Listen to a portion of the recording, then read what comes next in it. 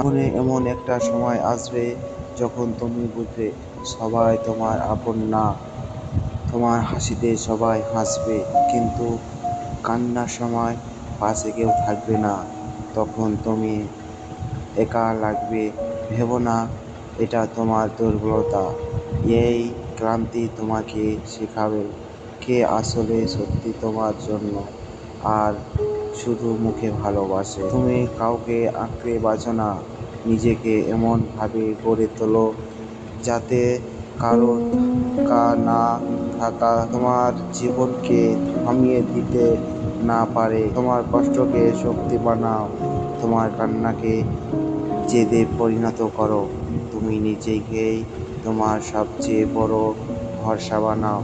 শেষ পর্যন্ত সবাই তোমার পাশে থাকবে না, শুধু তুমি থাকবে।